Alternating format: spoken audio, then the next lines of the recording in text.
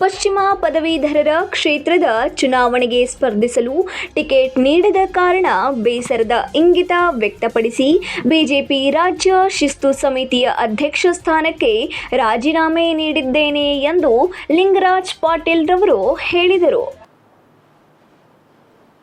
ನಾನು ಕಳೆದ 37 ವರ್ಷಗಳಿಂದ ಆನ್ ರೆಕಾರ್ಡ್ ಪಕ್ಷದ ಒಬ್ಬ ಸಕ್ರಿಯ ಕಾರ್ಯಕರ್ತನಾಗಿ ಸನ್ಮಾನ್ಯ LK ಆದ್ವಾನಿಯವರು ಇಲ್ಲಿ ರಾಮರಥ ಯಾತ್ರೆ ತೆಗೆದುಕೊಂಡು ಬಂದಾಗ ಆವಾಗ ನಾನು ಪಕ್ಷ ಸೇರಿದ್ದೆ. ನಗರದಲ್ಲಿ ಬುಧವಾರ ಪತ್ರಿಕಾಗೋಷ್ಠಿಯಲ್ಲಿ ತಮ್ಮ ಅಭಿಪ್ರಾಯವನ್ನ ಹಂಚಿಕೊಂಡ ಅವರು, ಕಳೆದ 37 ವರ್ಷಗಳಿಂದ ಪಕ್ಷದ ನಿಷ್ಠಾವಂತ ಕಾರ್ಯಕರ್ತನಾಗಿ ಕೆಲಸ ಮಾಡಿದ್ದೇನೆ. ಪಕ್ಷ ನೀಡಿದ ಹಲವು ಜವಾಬ್ದಾರಿಗಳನ್ನು ಸಮರ್ಥವಾಗಿ ನಿಭಾಯಿಸಿದ್ದೇನೆ.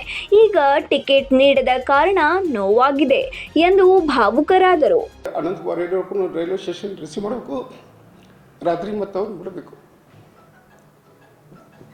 ಈ ಥರ ಸಂಘಟನೆಯನ್ನು ಮಾಡಿದ್ರು ನಾವು ಪಕ್ಷ ಆಮೇಲೆ ಒಂದಿಲ್ಲ ಒಂದು ದಿವಸ ನಮ್ಗೆ ಗುರ್ತಾಗಿರ್ತದೆ ಅಂತ ಮಾಡ್ತದೆ, ರೆಸ್ಪೆಕ್ಟ್ ಕೊಡ್ತಾರೆ ಅಂತ ನಂಬ್ಕೊಂಡು ಬಂದಿದ್ದೆ ನಾನು.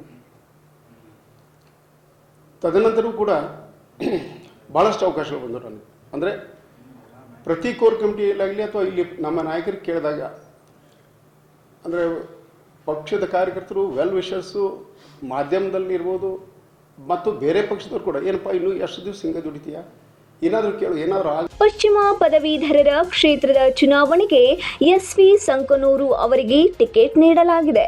ವರಿಷ್ಠರ ತೀರ್ಮಾನದಿಂದ ಅದನ್ನು ಬದಲಾಯಿಸಿ ನನಗೆ ನೀಡಲು ಇನ್ನೂ ಸಮಯವಿದೆ. 8 ದಿನಗಳಲ್ಲಿ ವರಿಷ್ಠರು ಈ ಬಗ್ಗೆ ತೀರ್ಮಾನ ಮಾಡದಿದ್ದರೆ ನನ್ನ ಮುಂದಿನ ನಿರ್ಧಾರ ಪ್ರಕಟಿಸುತ್ತೇನೆ ಎಂದರು.